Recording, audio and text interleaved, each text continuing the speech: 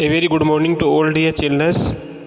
बच्चों, आज के इस वीडियो में हम चैप्टर नंबर 3 और चैप्टर नंबर 4 के जो इम्पोर्टेंट क्वेश्चन आंसर है उनका हम एक रिवीजन करेंगे, जिसमें सबसे पहले हमारे पास में चैप्टर नंबर 3 और चैप्टर नंबर 4 की जो इम्पोर्टेंट डेफिनेशंस है उनको हम डिस्कस करेंगे। जिसमें हमारे पास में पहली वाली जो डेफिनेशंस है वो गिनिंग क्या होता है।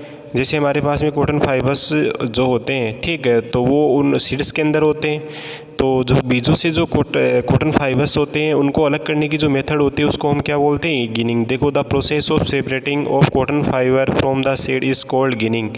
गिनिंग का मतलब क्या हो गया कि जैसे हमारे पास में कपास के जो बीज होते हैं उन बीजों के अंदर कॉटन फाइबर्स होते हैं, तो उन बीजों से जो कॉटन फाइबर्स जो अलग करने की जो प्रोसेस होती है उसको हम क्या बोलते हैं, गिनिंग। क्या बोलते हैं, गिनिंग। उसके बाद में डेफिनेशन नंबर बी देखो, नेचुरल फाइबर्स। जैसे नाम से ही पता चल रहा है, नेचुरल का मतलब क्या होता है, जो हमें नेचर से जो मिलते हैं फाइबर्स, जो रेस से मिलते हैं उनको हम क्या बोलते हैं, नेचुरल फाइबर्स। देखो, the fibres which are obtained from natural sources like plants और animal are called natural fibre. जो फाइबर्स हमें नेचुरल सोर्स से मिलते हैं, जैसे प्लांट से मिल सकते हैं और एनिमल से मिल सकते हैं, उन फाइबर्स को हम क्या बोलते हैं, नेचुरल फाइबर्स। ठीक है, तो गिनिंग का मतलब तो क्या हो गया कि जैसे कॉटन सीड्स होते हैं उनसे जो कॉटन फाइबर निकालने की जो मेथड को तो हम क्या बोलते हैं, गिनिंग। और नेचुरल फाइबर कौन से होते हैं, जो फाइबर्स हमें प्लांट्स और एनिमल से मिलते हैं उनको हम क्या बोलते हैं, नेचुरल फाइबर्स। तो नेचुरल फाइबर और गिनिंग्स को हमने डिस्कस कर लिया। अब हम अगले जो हमारे पास में जो नेक्स्ट हमारे पास में डेफिनेशंस है उसको बोलते हैं निटिंग। ठीक है, इसमें के साइलेंट रहता है, इसको बोलते हैं knitting. The process of making a fabrics. Fabrics का मतलब क्या होता है, कपड़ा। By interlocking loops of single yarn with knitting needles and machine is called knitting. Knitting का मतलब क्या होता है, बुनाई करना। तो बुनाई जैसे हम घर पे करते हैं तो वो क्या करते हैं, हमारे पास में एक धागा होता है, एक धागे से हम सुई की हेल्प से या मशीन की हेल्प से उसको इंटरलॉक करके और उससे कपड़ा बनाते हैं। उस प्रोसेस को हम क्या, उस कपड़ा बनाते हैं, तो उस प्रोसेस को हम क्या बोलते हैं, निटिंग। निटिंग का मतलब क्या होता है, बुनाई करना। देखो, the process of making A fabric मतलब ऐसी विधि जिसमें हम कपड़ा बना सकते हैं बाई में इंटरलॉकिंग का मतलब होता है आपस में एक दूसरे को इंटरलॉक करना। लूप्स ऑफ सिंगल यार्न, जो हमारे पास में एक धागा होता है उसी को हम इंटरलॉक कर देते हैं विथ नीडल्स। किससे इंटरलॉक कर सकते हैं, नीडल की हेल्प से या मशीन की हेल्प से। इस कॉल्ड निटिंग, उसको हम क्या बोलते हैं, निटिंग। निटिंग का मतलब क्या हो गया कि हमारे एक धागा है, उस धागे को हमने किसी सुई की हेल्प से या मशीन की हेल्प से उसको इंटरलेक करके कोई कपड़ा वगैरह हमने बना लिया। ठीक है, तो उसको हम क्या बोलते हैं, निटिंग। जैसे हमारे दरी वगैरह बनाते हैं, चटाई वगैरह बनाते हैं, तो धागा तो एक ही होता है और एक धागे को हम इंटरलॉक करके उससे बहुत बड़ा सारा कपड़ा बना सकते हैं, तो उसको हम क्या बोलते हैं, निटिंग।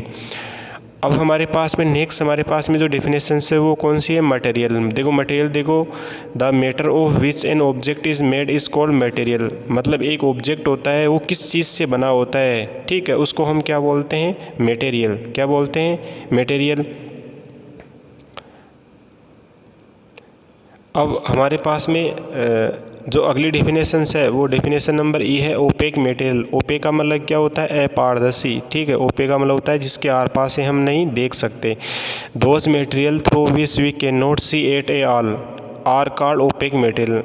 ऐसे पदार्थ जिनके आर पार हम नहीं देख सकते, ठीक है, उन मटेरियल्स को हम क्या बोलते हैं, ओपेक मटेरियल। जैसे हमारे पास में कागज़ का गत्ता हो गया, ठीक है, कोई मेटल ऑब्जेक्ट हो गया और वाल हो गई, ठीक है, ऐसी कुछ दीवार वगैरह कुछ चीज़ हो गई, और हमारे पास में डोर वगैरह हो गए, ठीक है, वुडन डोर हो गए। तो ऐसी कुछ चीज़ें होती है वो ओपेक मटेरियल होती है। मतलब उनमें लाइट एक जगह से ट्रेवल होती है तो आगे उसमें गुजर के दूसरी डायरेक्शन में नहीं जा सकती उसमें, मतलब इसका मतलब है कि उनमें आर पार नहीं जा सकती लाइट। तो ऐसे मटेरियल्स को हम क्या बोलते हैं, ओपेक मटेरियल। उसके बाद में देखो, ट्रांसपेरेंट मटेरियल। ट्रांसपेरेंट मटेरियल का मतलब क्या होता है, पारदर्शी। ठीक है, those material through which we can see clearly are called transparent material. जिन मटेरियल्स की हेल्प से हम उनमें आर पार से देख सकते हैं उन मटेरियल्स को हम क्या बोलते हैं, ट्रांसपेरेंट मटेरियल। जैसे हमारे पास में पॉलीथीन होती है, ठीक है, ग्लास होता है और वाटर होता है। ये कुछ ऐसी चीज़ें होती है जिनकी हेल्प से हम आर पार देख सकते हैं, तो उनमें क्या होती है, लाइट उनके अंदर से ही ट्रेवल हो जाती है। तो ऐसे मटेरियल्स को हम क्या बोलते हैं, ट्रांसपेरेंट मटेरियल। पारदर्शी मटेरियल का मतलब क्या हो गया, जिनके आर पार से हम देख सकते हैं उनके तो हम बोलते हैं ट्रांसपेरेंट मटेरियल।